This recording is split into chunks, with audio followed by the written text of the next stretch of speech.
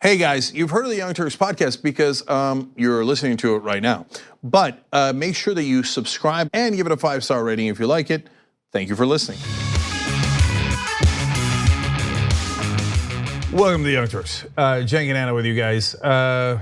When is it not a big day? Turkey's invaded Syria. It's official. Not a big deal. / Super big deal. Pretty big deal. All right, so that's coming up. Trump defies court orders, makes up judicial precedent, of course. Great news out of Elizabeth Warren camp. These days, kind of an of course, so that's good. So lots of show to get to. Let's do it. Yeah, I'm gonna tease the show by just saying the very people who believe that Americans should have no rules when it comes to obtaining guns because those guns are necessary to fight tyranny are the very same people who are now saying that we should treat Donald Trump as a god, literally. I'm not even kidding. Yeah, and a king. So those are two different stories. Yeah, no, when we get to God and country, I will be animated. Let's put it that way. All right. All right, let's start off with an update on Syria. Turkey has officially launched a military operation in northern Syria. This is what Turkey had already threatened to do following Donald Trump's abrupt decision to pull US troops out of the region, effectively abandoning our Kurdish allies. Now, the Kurdish allies do not get along with the Turkish government. The Turkish government believes that at least some of those Kurds pose a security risk to their country, which is why they are pushing forward with this military operation. Now, here's what we know so far. A number of countries have weighed in, including Saudi Arabia. Saudi Arabia is not happy about this. France is not happy about this. There will be a meeting of various countries who are part of the UN to discuss what the next steps should be.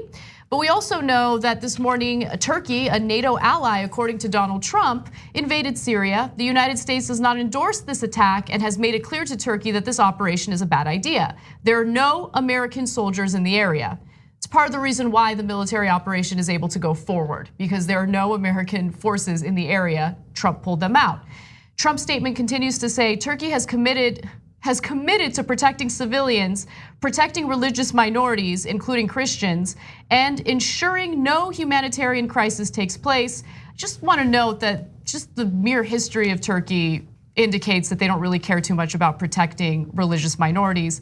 But the statement continues, and we will hold them to this commitment. In addition, Turkey is now responsible for ensuring all ISIS fighters being held captive remain in prison, and that ISIS does not reconstitute in any way, shape, or form. Now, his statement conflicts significantly with what Turkey has put out. The advisor, senior advisor for the leader of Turkey, Erdogan, says, quote, in terms of the ISIS fighters held in prisons, which are closer to our border, of course, initially our priority is to provide security and stability in the areas we move into. We will safeguard any areas that contain these prisons. However, we would like the management of the camps in particular, something that has to be undertaken as a joint effort with the international community. So Turkey is effectively saying, yeah, I guess we'll help out with securing these ISIS prisoners, but we're not gonna do it alone. We refuse to do it alone. We want assistance from other countries. Yeah. So as usual, full context here. One thing that I've now noticed is that most of the stories covering this have dropped explaining why Turkey's going into northern Syria in the first place. So I don't think they should go in. I'm gonna explain why not in a second. But if you give the full context, they're not going in there for their health. There are terrorist attacks inside of Turkey. They are done by Kurdish separatist groups. Some of those realistically are connected to the Kurds in northern Syria. So that doesn't mean you should go in. One, you're violating the sovereignty of Syria. You're making the Middle East a bigger mess than it already is, and several civilians have already died. And many people are fleeing the area, understandably so, because bombs are dropping into those cities. So look, on this show, we're consistent throughout. So I don't think Turkey should occupy northern Syria. I don't think Israel should occupy the West Bank and Gaza Strip. But when Israel ever does any actions, everyone in the American media constantly says it's because of the terrorists, they had to, human shields, etc. Now, when Turkey does it, there's no context given bad Turks going into northern Syria just because they felt like it. No, it's a similar situation. But we're also consistent in saying Israel shouldn't occupy, and neither should Turkey. They should not roll in tanks. They should not do the aerial bombardment that they did today. And there are, I believe, better ways to handle it. I think we had a better way to handle it until Donald Trump came in here and screwed everything up. So I have a question, because while I understand that Turkey perceives the Kurds as a threat or a potential threat, why is it that Erdogan pushed Trump to take US forces out of that region, right? Wouldn't you argue that the US forces, if they continued on, the Pentagon was able to continue with the plan that they had in place to create Nah, so look, it's complicated. And so there are bad actors interspersed within the groups. So first of all, understand that Turkey does not dislike Kurds in general, okay? The Kurds are a huge percentage of the population. They're a minority, but a very significant minority in Turkey. And they are some of the top politicians in Turkey, etc. On the other hand, there is PKK, that's a terrorist group that is Kurdish within Turkey, and the Turkish majority has a loathing for them, which is understandable given that they actually do commit terrorist acts. Now, does that loathing then sometimes extend to other Kurds that are innocent? Unfortunately, the answer is yes. Does the Turkish government overreact at times? Definitely, okay? So I think the right answer is to give Kurds every right that every Turkish citizen has, etc. The Turkish government used to be terrible on that. They've gotten significantly better, but it's not completely solved. There are better diplomatic answers. Okay, now when you look at northern Syria, those guys who are fighting are American allies. They did fight against ISIS. Having them die now because America left is terrible for America, because it's not just about the Kurds. It's about, do we ever keep our word as America? When we say, hey, if you get our back, we're gonna get your back. Now, when we say to the Kurds, hey, you get our back, well, it depends. What mood is Donald Trump in? What tower does he want in which country? Or what different things or did a foreign leader kiss his ass or yell at him, or whatever his stupid fickle mood is. So now we're gonna have trouble getting allies. But now when you talk about the Kurds in northern Syria, yes, they're heroes in helping America fight ISIS. And I put it in quotes because it's not that simple. Of course they're heroes for doing that, but that's also in their interest because ISIS hates them and would kill them as well. But do some of them help PKK do terrorist attacks inside Turkey? Very likely. So when America had a plan to have a safe zone in northern Syria, was it an awesome option? No. Was it the best option available? I think it was, okay? Now, does Erdogan and the Turkish government agree that it was the best option available? No. They're very frustrated at how slow it's going and how the terrorism inside Turkey continues. So they want to do a very Turkish reaction, which is get out of the way, I got this, I'm gonna bomb the hell out of that area and that'll solve it. I don't agree that that will solve it. And so I think it's a bad idea, but yes, they are reacting to those things. And yes, they think the US is not moving quickly enough. So now given that though, you still can't betray the Kurds. It's still a bad idea to invade. And so there are no angels here. And there's also like, Turks have some proper motives, some terrible motives. The Kurds have some proper motives, some bad motives, etc. Now let's talk about what we definitely know. We know is Erdogan needed the American troops out so he could start bombing, because he doesn't want to accidentally bomb an American soldier, then he's gonna have massive problems on his hands. Okay, you can kill non-Americans all day long in this world. You wanna kill Yemenis, hundreds of thousands of them? Nobody cares. You wanna kill the Uygur Turks in China or put them in concentration camps? Nobody cares. North Korea, Myanmar, Kurds, nobody cares. So, oh my God, if you kill an American, then you're gonna have massive problems on your hands. So that is why it was important for Erdogan to get Trump to move that chess piece off the board. And Trump, the idiot, did without thinking it through.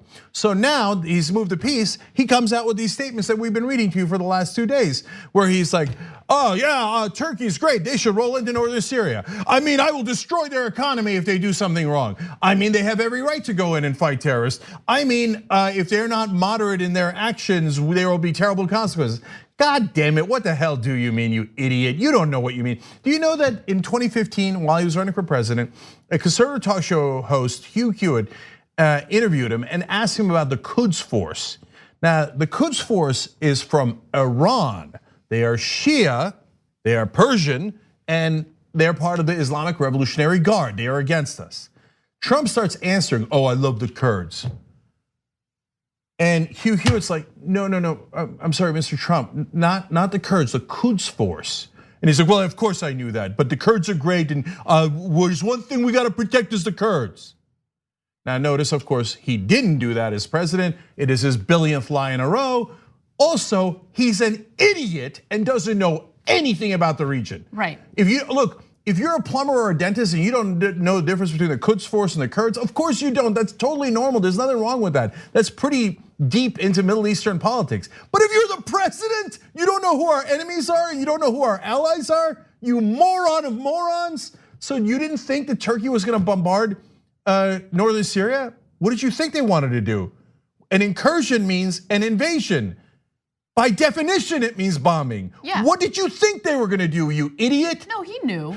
I mean, as we talked about on the show yesterday, his own White House put out a statement indicating that if it was a mild military incursion, then he would maybe be okay with it. The troops would remain. But if it was going to be a giant military incursion, then he would pull the troops out.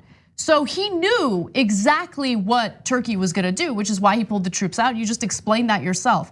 But one other thing that I wanna mention, and I alluded to it in the beginning of the story, is that not only are we abandoning our allies immediately after they helped us accomplish our objectives, but remember, there are tens of thousands of ISIS fighters in these prisons that are being managed and overseen by the Kurds. And now they're saying, we have to defend ourselves. We don't have time to focus on ISIS anymore. That's not our priority. We're gonna do our best. So think about how much that destabilizes the situation. And it's not just about Turkey, the United States, and the Kurds. You have all these other countries involved in Syria in this proxy war. Now Saudi Arabia is getting involved. Saudi Arabia specifically said that the military action could have negative repercussions on the security of the region. So who knows what their next move is gonna be? This is a disaster. So why does Saudi Arabia care? They now view Turkey as not an ally of theirs because they want to start a war with Iran. Syria is linked with Iran. Now look, the one part that we agree with as progressives is, let's get out of the area. It's not our business. If Saudi Arabia wants to start a disastrous war with Iran, that is their stupid idea and we should have no piece of it. But instead, Trump goes, oh, okay, Turkey, why don't you start a war? Then maybe Saudi Arabia will join in on the other side. And now I have a NATO ally, one of the top NATO allies, Turkey, second largest army in NATO, and my actual top allies, Saudi Arabia and Israel on the other side. What are we gonna do? Did you think that through? Of course he hasn't thought it through. That's why he shouldn't be president, because he's a child and a very, very dumb one at that. So look, one more thing about ISIS that Anna brought up. Actually, two repercussions of it. One is Kurds go, just today they announced, we don't have time to fight ISIS anymore or to really guard the jails with those tens of thousands of ISIS fighters. Now you say, well, that's outrageous. How could you possibly say that's outrageous? They have an excellent point to make. They're like, I'm busy getting bombed by Turkey. I don't have time to figure out what the hell is going on with ISIS. That is now a secondary concern of mine. The primary concern is the bomb about to land on my head. So very reasonable thing for the Kurds to say. And it's not their fault, it's America's fault because of Trump. And then the second part of the ISIS situation is, Turkey said, according to Trump in that call, that they would take all the ISIS fighters, that was the deal. Trump said, oh yeah, well Europe didn't take the ISIS fighters and we don't want them. So Turkey's gonna take them. And as Anna read to you earlier, the Turkish government today said, just kidding, we're not gonna take the ISIS fighters. We want the international community to help. We're not gonna be solely responsible for them. So what did America get out of the deal? We got nothing out of the deal. Nothing. Okay, as usual, Trump got played. Because he's stupid. One of his advisors talked to Mehdi Hassan, Stephen Moore, I believe, and said he believes Trump has 180 IQ. Lower. You literally take 100 points off that. I don't think he clears 80 IQ points. One of the dumbest people we have ever had in any political office. And he's making decisions that are leading to worldwide war. And finally, even though the majority of the discussion on this issue centers around the Kurdish fighters in Turkey, in reality, the individuals who are really gonna suffer are the civilians in the area. And according to the International Rescue Committee, as many as 300,000 people are likely going to miss out on humanitarian aid that they've been providing them. People will be displaced. And this military operation has already begun. The bombing has already begun. So civilians are already dying as a result of this, and people are trying to flee the country for their own safety. So there are people, innocent people caught in the middle who are gonna suffer as a result of Donald Trump's uneducated and unknowledgeable action. 100%. So. Yep, all right, well, we gotta take a break, and when we come back, we have some updates on the impeachment investigation, including just the crazy things, arguments coming from the DOJ that just need to be aggressively debunked by Democrats, but it's just not happening. We'll be back. We need to talk about a relatively new show called the Republic, or UNFTR. As a Young Turks fan, you already know that the government, the media, and corporations are constantly peddling lies that serve the interests of the rich and powerful. But now there's a podcast dedicated to unraveling those lies, debunking the conventional wisdom. In each episode of the Republic, or UNFTR, the host delves into a different historical episode or topic that's generally misunderstood or purposely obfuscated by the so-called powers that be, featuring in-depth research, razor-sharp commentary, and just the right amount of vulgarity. The UNFTR podcast takes a sledgehammer to what you thought you knew about some of the nation's most sacred historical cows. But don't just take my word for it. The New York Times described UNFTR as consistently compelling and educational, aiming to challenge conventional wisdom and upend the historical narratives that were taught in school. For as the great philosopher Yoda once put it, you must unlearn what you have learned. And that's true whether you're in Jedi training or you're uprooting and exposing all the propaganda and disinformation you've been fed over the course of your lifetime. So search for UNFTR in your podcast app today and get ready to get informed, angered, and entertained all at the same time.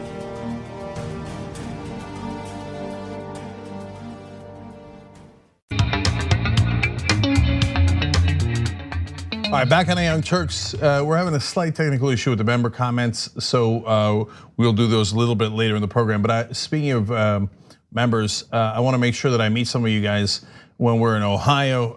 It's in Westerville, Ohio. That's where the primary is on that day, on the 15th. I'm going to be there, and we're going to have a couple of candidates with us as well. Xavier, who's running in Ohio's 5th district, is going to be with us. And Morgan Harper, there's a great story about her in The Intercept today. She's running in the Columbus area as a Justice Democrat. She raised $323,000 in the last quarter. That's a giant number for someone running against the Democratic incumbent. So she's doing fantastic. She's Morganizing, and she'll Morganize with you guys if you're in Ohio with us. It's gonna be at 2 o'clock that we're gathering, and that is in the Renaissance Westerville Polaris Hotel, okay? And go to tyt.com/rally, and they'll send you the information so you don't have to remember it right now. And Shop TYT is having a sale. Yes, let's talk about it. All right, go. All right, so 15% off, that's the deal, today only. That's it, today only. You get this one shot, guys, shoptyt.com. And you need to use a promo code ACTFAST. You need to not only act fast, you need to type that promo code in when you go to shoptyt.com to get that 15% off discount site-wide. Yeah, if you try to do it tomorrow, the thugs at shoptyt.com will break your kneecaps. Gone. Okay. Or you'll get it, but without the 15% off. Okay, get a hoodie, it's awesome. I was wearing it yesterday on Old School. One last thing about that. If you didn't catch last night's Old School, if you're a member, make sure you watch it. And if you're not, probably worth the price of admission. The story I told about Kevin Smith and me from back in the day and his reaction to it, priceless. So tyt.com/join, check that out. All right, moving on to impeachment related news. Justice Department lawyers are asking a federal judge to block the House Democrats' request to obtain access to grand jury material that was part of Robert Mueller's Russia investigation. Now, House Democrats have access to the redacted version. What they're asking for is the unredacted version. And the whole point is to have more evidence in regard to Donald Trump's obstruction of justice. Now, this is good news because it indicates that they're actually pursuing possible charges against Trump when it comes to obstruction of justice. I was under the impression that they had let that go, but it appears that they want more information about it. But the lawyers for the DOJ are jumping in and they're saying, no, we want to stop that from happening. Did you want to jump in, Cenk?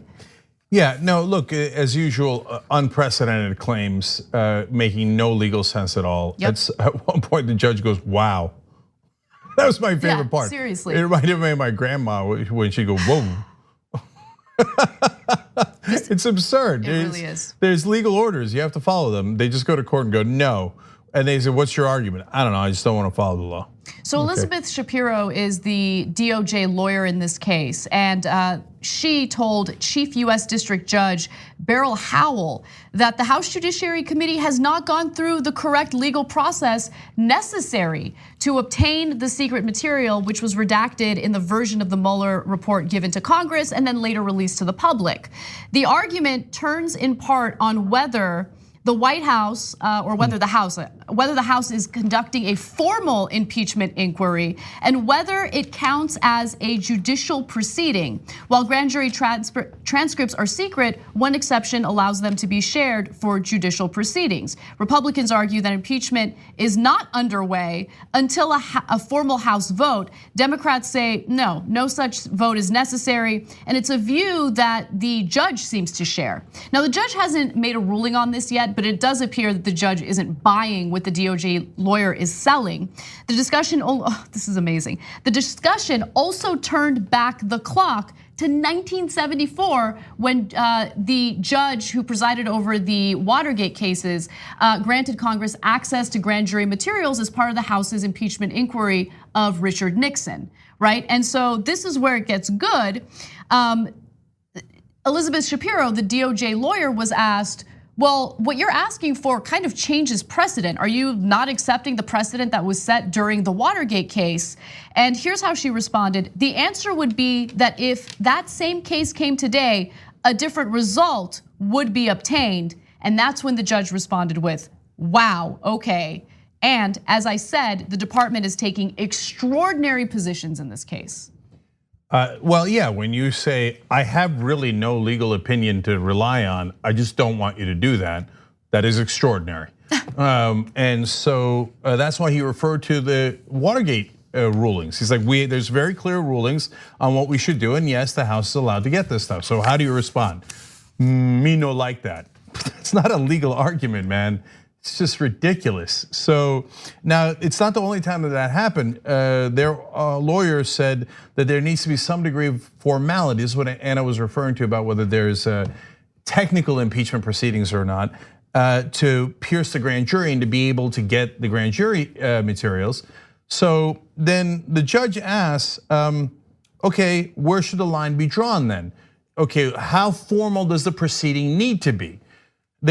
Trump's lawyer or the Justice Department lawyer says, I'm not advocating any specific line. The judge answers, that's so not helpful. Like, okay, so you made up a thing that doesn't exist. The judge asks you, okay, well then what's your new standard? Where do you draw the line? And you go, I don't know. No, but this is, it's absurd. It's a comedy. It is absurd. And I would laugh if I weren't so frustrated with the super timid response coming from Democrats. Like this is what they're dealing with, right? They're dealing with an administration that contains lawyers that have no shame, right? There is no limit to the nonsense that they'll demand, and Democrats are allowing the DOJ and the Trump administration specifically to frame everything, right? So no, we're not going to take this seriously until there's a formal vote in the House. And is this a formal?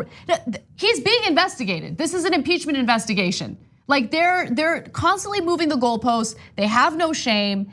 And I just feel like if the shoe was on the other foot and you had Republicans doing an investigation on a Democratic president, no, they would steamroll. Like they're not even entertaining this stuff. Yeah, so look, all right, so there's two parts of why the Democrats are problematic here, to say the least. One is, dude, come on, man, attack, go on TV, read the quotes we just read. Like, most people are not gonna know about this exchange. No one knows about this, okay? Yeah. The reason we're covering it, because it's important. It's important to find out if there are still rules in this country, if there's still laws in this country. But if the rest of the media won't cover something, and it certainly will not stay on a story. They might cover it once, as they do here, right? And then they move on, right? And because it's not their job is to cover the news. So Democrats, you have to make news. So then you do a press conference, you read the quotes out loud and go, look at how absurd and ridiculous these people are, right? And the judge is laughing at them in court, etc. Now, that's one side of it. The other side of it is this argument that the Trump team is making. You have to have a formal impeachment vote to proceed. Well, Beto O'Rourke and others are now saying on the campaign trail, why don't you just have the vote? So if you're wondering, why don't the Democrats just have the vote? It doesn't really matter. Legally, it doesn't matter. They have the rights to the grand jury material. They have the rights to witnesses. They have all these rights. It's not a really illegal argument, okay?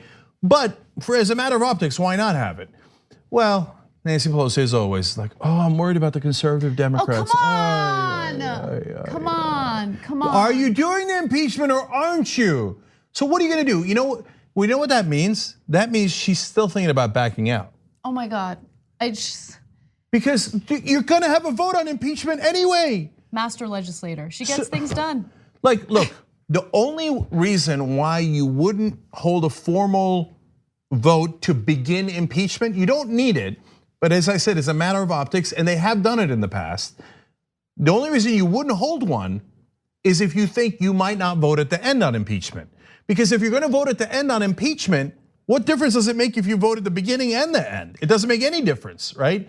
The only reason why you wouldn't vote in the beginning is, the conservative Democrats in the Trump districts, what if they vote yes to start the impeachment proceedings, but later they get cold feet or we change our mind. And then I've exposed them when I didn't need to expose them because I wanted to have an escape hatch so they might never have to vote. Oh, for God's sake, Speaker Pelosi, make up your mind.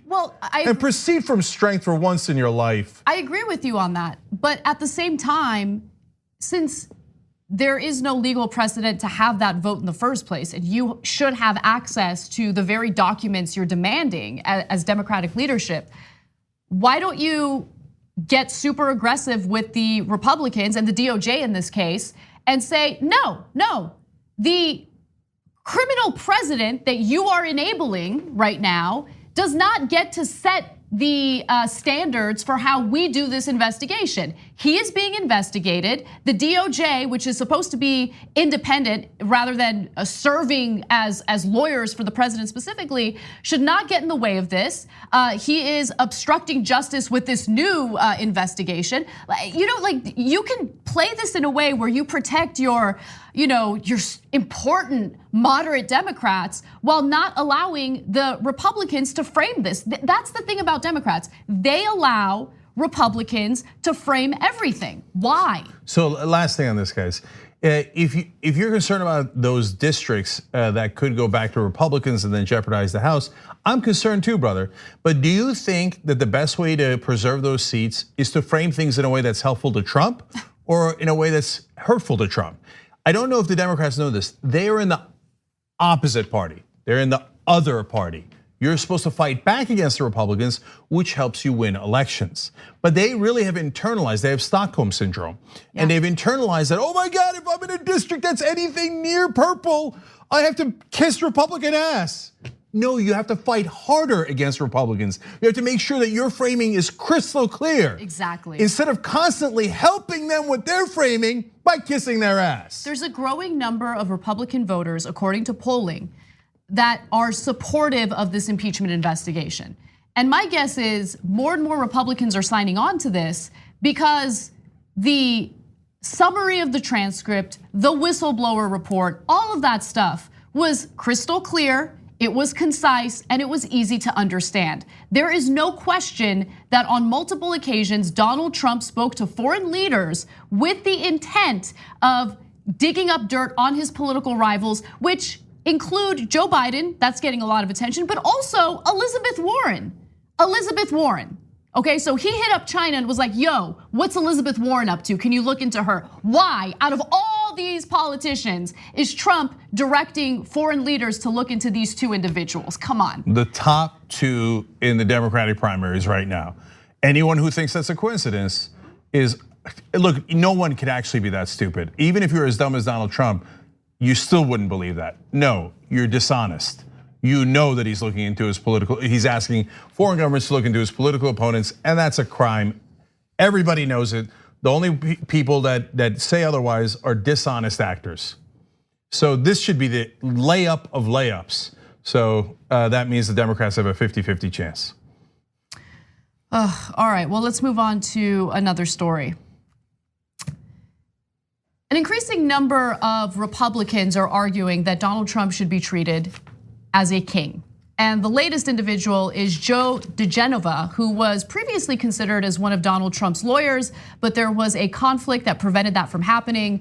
When news of Ukraine came up, that was nixed in the White House. But nonetheless, Joe diGenova goes on Fox, Laura Ingraham's show specifically, and he makes this case. What you're seeing is regicide. This is regicide by another name, fake impeachment.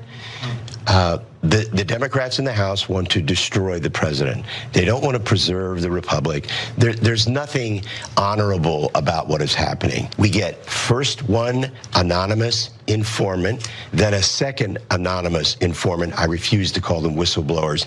These two non-entities are suicide bombers that the Democrats have unleashed on the democratic process. It's pretty obvious that this first suicide bomber who sent that complaint to the Inspector General was a paid Democratic operative of the Democratic Party. You mean political suicide bomber, obviously, yes. Before we start getting people messages. Oh, he really meant suicide. Get a sense of humor, okay? If you still think that, then you really should. You watch another show where we have to spell it all out for you. So before we get into the disgusting rhetoric that was used in that clip, I do want to just quickly note that the Inspector General for the intelligence community specifically weighed in, released a statement, which is rare and unusual, released a statement on the whistleblower and his or her political leanings. The statement specifically said that that person's political ideology played no role. There was no bias involved in the formal whistleblower complaint. And by the way, the whistleblower complaint doesn't even matter. What matters is the transcript. Now, I know we have a summary of the transcript, but that summary of the transcript that was released by the White House is damning, okay? And no one knows who this member of the intelligence community is, no one. They're just preemptively smearing this individual because they're going after their dear leader. In the case of diGenova, a king. Yeah. So let's break it down. First of all, there's this great irony. The reason, as Anna partly explained to you guys, that diGenova couldn't be Donald Trump's lawyer is because he was helping one of Manafort's associates. In other words, he was a lawyer for one of the people that were involved in the Ukrainian corruption. How do you like that for irony, right? Oh, we're really concerned about corruption in Ukraine. That's why I was going to hire the guy who was defending the guys who are corrupt in Ukraine. And then diGenova comes on and Fox News is like, oh, you were helping the corrupt people in Ukraine? Oh, that's perfect irony, come on. Yep. And we'll pretend we're really concerned about corruption in Ukraine. When we brought on the lawyer who's defending the corrupt people in Ukraine. Hilarious, hilarious. Okay, so now, but let's talk about what he said. Regicide means killing a king, not a president. It's the definition is king. And so he's just saying it, he's saying it out loud. Well, of course. They don't believe in democracy. These guys are fascists through and through. Okay, then move on to the next choice of words he used. So he said, I refuse to call them whistleblowers, they're informants. Like, does that really make it better? Informants means that you're informing on a criminal activity. We don't like information. Yeah, and law enforcement their bread and butter is using informants against mob figures, against drug dealers, against murderers. That's what an informant is.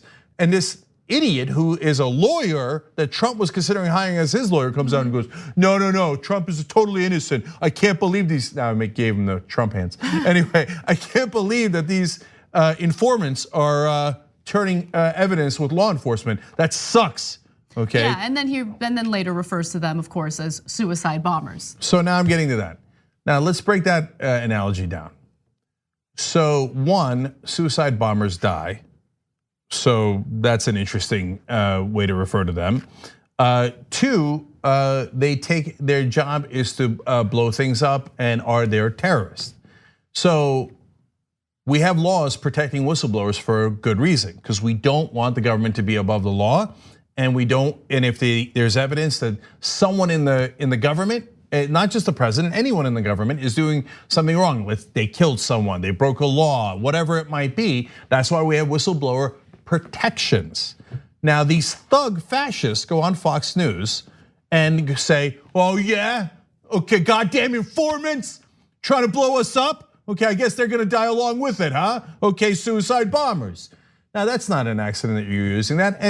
And Laura Ingraham clarified that they're political suicide bombers. I'm glad she did that actually, because with Fox News audience, I mean, other people in the Fox News audience have heard rhetoric like that and went and tried to kill people. So, and if you notice, the gentleman didn't play along with that at all. He didn't back that up. He almost seemed to shake his head when she was mentioning that. So, okay, so all of this is in service of their beloved king, who they know is corrupt, and that's why they call the people against them informants. They hate law enforcement, they hate rule of law, and law and order. They just want to be able to get away with their crimes. That's who they are. And I just want to note that the right wing is notorious for making this argument that the Second Amendment is necessary and a lack of gun laws is necessary in order to protect the American people from a tyrannical government. So they're disingenuous about all of that. We know for a fact it's all about the NRA money. It's all about the corruption that they're guilty of. It's all about protecting their own special interests, while at the same time pushing for authoritarianism. Like, he referred to Trump as a king. It's disgusting. They never believed in democracy. No. Those guys, the Geneva, Giuliani, Laura Ingraham, they're all deeply un-American. They don't believe in democracy at all. They don't believe in rule of law. They just believe in power.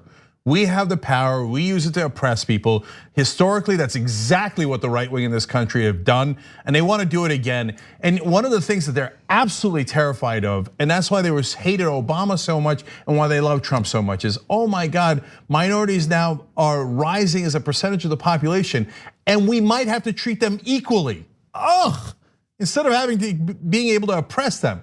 That is why they are now talking of kings and talking about, and who cares about the Constitution and impeachment proceedings. Donald Trump is going around and his stupid allies are going around saying impeachment is unconstitutional. Oh my God. Well, that's funny because it's kind of in the Constitution. I mean, they're making absurd arguments like this because they don't believe in democracy. It was a thing that they used to oppress others and to lord over them. And now that they're going to lose their majority in their opinion, and according to the facts, they're like, well, there's screw democracy. No voting rights, voter suppression, screw the Constitution, we got a king. All right, thank you for revealing who you really are. Authoritarian fascist to your core. We got to take a break, but when we come back, there's a breaking news story. It looks like Rex Tillerson is ready to talk. There's some drums. Oh, that would do it, man. Oh, God damn it. Don't get too Please excited. Let that be true. It's breaking news. We'll read it. We'll get it to you as soon as we come back. At TYT, we frequently talk about all the ways that big tech companies are taking control of our online lives, constantly monitoring us and storing and selling our data. But that doesn't mean we have to let them. It's possible to stay anonymous online and hide your data from the prying eyes of big tech. And one of the best ways is with ExpressVPN. ExpressVPN hides your IP address, making your active ID more difficult to trace and sell to advertisers. ExpressVPN also encrypts 100% of your network data to protect you from eavesdroppers and cyber criminals. And it's also easy to install. A single mouse click protects all your devices. But listen, guys, this is important. ExpressVPN is rated #1 by CNET and Wired Magazine. So take back control of your life online and secure your data with a top VPN solution available, ExpressVPN. And if you go to expressvpn.com/TYT, you can get 3 extra months for free with this exclusive link just for TYT fans. That's expressvpn.com/TYT. Check it out today. We hope you're enjoying this free clip from the Young Turks. If you want to get the whole show and more exclusive content while supporting independent media, become a member at tyt.com/join today. In the meantime, enjoy this free segment. All right, back on the Young Turks. So let's go to member comments first. A guy says, and that's his handle, a guy, Trump is working under the assumption that the Supreme Court has his back. I would love for him to be mistaken. Yeah, it definitely could depend on the case, and on impeachment, it might never make it to the Supreme Court. It might have nothing to do with the Supreme Court. So obviously he doesn't really know how the system works. So Taylor said, conservative Democrats are a dying breed, step up, Pelosi. Ronan 1 said, basically Trump's strategy is what they did to Nixon was very unfair. Yeah, I'm sure he believes that. Chris Dunran says, I've heard of the queen of the damned. Trump is the king of the dumbed. That's funny. And then stands her satanic majesty on Twitter says, when do we start calling this fascism? Now. Right now. Okay, I did it earlier in the segment, earlier in the show. All right, Friday Power Panel this Friday is going to be on Roku, Zumo, Pluto, and YouTube TV. It's also going to be, of course, for our members. So tyt.com/join to become a member, and then you can check it out on tyt.com or on any of those wonderful outlets. Normally we'd be live on YouTube proper, as we are every day, 6 to 9 p.m. But this Friday, just on those outlets, you almost certainly have one of those somewhere in your house. I have it in several different places. We have 24-hour channel there. Check it out. I love watching the other TYT shows anytime I want as a cable channel, basically, that we have on those outlets. Okay, Anna, breaking news. Yeah, this is a pretty big breaking news story. So, a new report indicates that Donald Trump had pressured his former Secretary of State, Rex Tillerson, to then pressure the Department of Justice to drop an investigation and case against an Iranian Turkish gold trader who was laundering money for Iran. He later pleaded guilty, but luckily Rex Tillerson refused to do what Trump wanted him to do. According to Bloomberg, Tillerson refused, arguing it would constitute interference in an ongoing investigation of the trader. His name was Reza Zarrab. Now, the lawyer representing this individual was Rudy Giuliani, who wasn't even Donald Trump's personal lawyer at that time. Now, there were other participants in the Oval Office as Donald Trump made this request, and according to Bloomberg, they were shocked by the request. Tillerson immediately repeated his objections to then Chief of Staff John Kelly in a hallway conversation just outside the Oval Office, emphasizing that the request would be illegal. Now, what's also interesting is Rex Tillerson has been on the record talking about how often Donald Trump would request that he does illegal things. Tillerson has said publicly that the president frequently asked him to do things that were illegal. Here's his direct quote. So often the president would say, here's what I want to do and here's how I want to do it. And I would have to say to him, Mr. President, I understand what you want to do, but you can't do it that way. It violates the law, it violates treaty, and he got really frustrated when we'd have those conversations. Look, again, it goes to Democratic incompetence. The former Secretary of State for Donald Trump has said publicly he would often ask to break the law. You just heard the quote. It would be a violation of not only treaties but laws, Mr. President, and we cannot break the law. And Nancy Pelosi and Chuck Schumer were like, it's amazing. It's amazing. Yeah. Can you imagine if Obama's Secretary of State, one of whom was Hillary Clinton, said, oh yeah, Obama would often ask me to break the law. Do you think the Republicans might have investigated that? So the Democrats finally kind of started impeachment on Ukraine. Tillerson said that way earlier. He said, oh yeah, Trump would ask me to break the laws. Nothing from the Democrats. So anyway, look, Trump's in a world of trouble, man. You get Tillerson to testify, and if he is even 20% honest with what has happened, it's over. I mean, the guy, he has all the goods. And Tillerson hates Trump. The only reason he wouldn't testify is because he might have dirty hands in Russia and he doesn't want to implicate himself, okay? As former CEO of ExxonMobil, Exxon had a giant oil contract with Russia. That's the only reason Rex Tillerson was Secretary of State in the first place. I mean, what the hell is this CEO of ExxonMobil doing as Secretary of State? The corruption was obvious from day one. Yeah. But Tillerson is, unlike Trump, is smart. So he thought they'd go in and they'd do a sophisticated corruption where they would follow the laws, but they would manipulate things and finally get the sanctions lifted so Exxon could do that deal and him and all of his buddies would get rich. But Trump comes in, he's like, Giuliani's representing this criminal. Okay, break the law and get the criminal out, send him back to Turkey, and I like Turkey because I've got deals with them. And Tillerson's like, that's how we're gonna do it? Yeah. No, I'm not gonna do that. I'm not gonna go to jail, you idiot. So let me fill in the blanks on that, because this story is actually a pretty good combination of what's happening with Turkey in Syria and also Donald Trump and his disingenuous comments in regard to Iran. So now Erdogan wanted the charges dropped against this individual, Zarab, right? So he was the one urging Trump to get these charges dropped. This guy was being investigated by our DOJ because he was laundering money for Iran. And remember, Iran is dealing with sanctions, right? So that's why the DOJ would investigate this. So in order to do a favor for Erdogan, Trump then pressures Rex Tillerson to then go around and pressure the DOJ to drop the charges and the investigation against this individual. Look, we have to. There's two things here. He's helping Rudy, who's a buddy of his. By the way, Rudy Giuliani, as usual, changed the story. First, they said, "Hey, did you ever have conversations with anybody in the Trump administration about this individual that you're representing?" He said, "No." Then they caught him, and they said, "Okay, fine, I did." Yeah, he's like, "Yeah, maybe I did, and if I did, so what?" He literally said that. Yeah, he literally said that. Okay.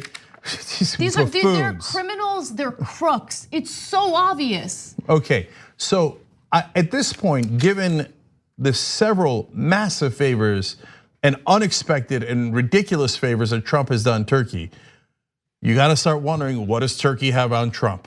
Because look, some of his ironic defenders on Russia will be like, well, he does a lot of big favors for Saudi Arabia too. I know. He has financial interests in Saudi Arabia. He's the guy who said, the Saudis buy my apartments at $40 to $50 million. What am I supposed to do, not like them? So what other promises have Saudi Arabia made? One of the calls that are hidden away in the secret server are from Trump to Mohammed bin Salman, the crown prince of Saudi Arabia. He's got a Trump Tower in Istanbul. What favors have the Turks asked for? Or what do they have on him? Or what favors have they promised them? Because this is again, just like over the top. And look, it's not surprising that Trump would go over the top, but why? Why? Like, is he randomly doing favors for Norway?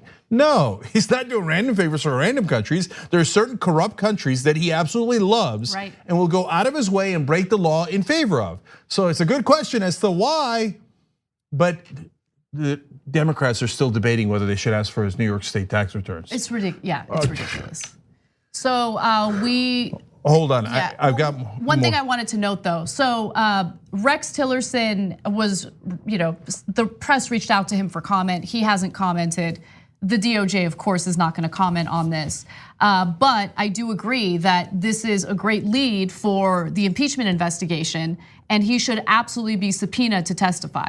Yeah, 100%. I mean, it is unconscionable not to have Tillerson testify. And so, why? By the way, why does Tillerson hate Trump now? They used to be great friends, and that's why they were, had mutual financial interests. So why that? Because Rex Tillerson is one of the few guys in the Trump administration with any degree of pride, and so the rest of them are weaklings. So when Trump bullies them in the preposterous ways that he does, they cower. It's the saddest thing I've ever seen. But Tillerson ran ExxonMobil. and has been used to being in charge for his whole life, right? And he has some degree of pride. So when an idiot like Donald Trump tries to bully him, Tillerson was like, no. And so eventually he called him an effing moron and left. So Tillerson's, he hated being humiliated by Donald Trump. Yep. It got under it got under his skin. And I think that he'd almost like, even if it had a certain percentage chance of getting him in trouble, he'd be like, oh, let me at him. Let me at him. Definitely. And only, of course, Democrats are like, oh, should we ask him? I don't know. Okay, all right, last piece of irony here. The guy that Trump wanted to get off and Giuliani wanted to get off, as Anna explained to you, violated sanctions against Iran. Those are US imposed sanctions. Donald Trump tore up the peace deal we had with Iran, where we were getting their nuclear energy out of the country because he cares so much about the sanctions against Iran. No, he doesn't. He doesn't care about that at all. He was, in fact, he was willing to get that crook out of jail illegally. He doesn't care about sanctions against Iran. The only thing he ever cares about is Donald Trump. So money, money, money, money, money. Where is it? I want it, I want it. And so he has no principles whatsoever. I mean, that is the biggest hypocrisy you could imagine. And so if you're one of those MAGA chuds who are like, oh yeah, that's right, Iran, we need to do tough sanctions against Iran. That's why we have our King Donald Trump. Well, that's the guy who wanted to make sure that the guy who violated the Iran sanctions got away scot-free. Because it's not about that, you idiots. And one, sorry. Last thing that's relevant here, and if you're wondering why the hell does Turkey care about the guy who's violating the Iran sanctions? Well, he's working with the head of the Turkish state bank. And now, why do you think the government of Turkey and the officials in charge there are worried about what the head of the state bank might reveal? Now, all those countries, Saudi Arabia, Russia, Turkey, many others, they've got to get some of their money out of that country if they're the leaders of that country and into places where they could wash it a little bit and have it come out clean the other side. Now, could the head of a state bank help them do that? Could sanctions hurt their efforts to do that, as we did with Russia? All of this has been about helping corrupt authoritarian leaders in other countries wash their money. Yep. And Trump has been helping the Russians do that for a long time. I don't know if he helped the Turks or the Saudis do it before. So you might want to look into his business dealings. And for all this time, the Democrats still have not looked into his business dealings. It is unconscionable incompetence and negligence. All right, let's move on to some other news. So we have this theme going where you have right-wingers treating Donald Trump as if he were a king. And now there's a growing list of right-wingers who think that he should be treated like a god. So let's give you those examples. Donald Trump has a spiritual advisor, which is hilarious when you consider who Donald Trump is as a person. But nonetheless, Paula White, this prosperity person who is serving as Donald Trump's spiritual advisor, recently put out a video where she basically believes that saying no to Trump is like saying no to God. Take a look. How the advisory board, like literally the God aspect, what God told me to do, how I even got involved. Because one thing I said, I'll never do politics. But when it came down to it, it wasn't about doing politics. It was about an assignment to say no to President Trump would be saying no to God. And I won't do that. Now, she's one of these prosperity preachers who tricks people into thinking that they have to give money to her, a lot of money to her, because saying no to her is like saying no to God. So she has exploited religion for financial purposes, and she's lived a very wealthy life as a result of that. And now she's using the same ridiculous argument in regard to the criminal in chief, Donald Trump. So, a couple of different things. One, obvious scam artist. If you believe her, you're an idiot. I feel sorry for you because I know you got brainwashed, and it's a lot of since you were a little kid. Oh, the person who's the preacher read the Bible. Don't believe your lying eyes about what's in the Bible. Believe them. They speak for God. So give them all your money, give them everything, and make sure you have nothing. Don't worry, the poor are going to get into heaven later. But meanwhile, well, if that's true, why is she so rich? Why does she need all that money? Okay, anyway, the obvious scam artist, lunatics through and through. Second of all, did she talk to God? And did God really direct? I mean, come on, really?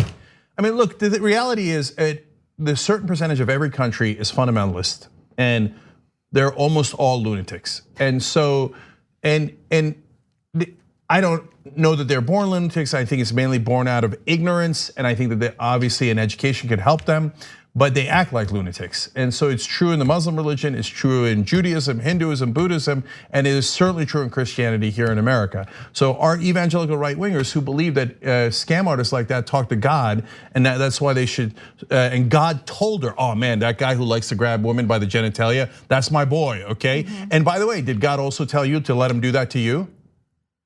Because that's what he says he does, and you don't mind that at all. And apparently God told you he's great.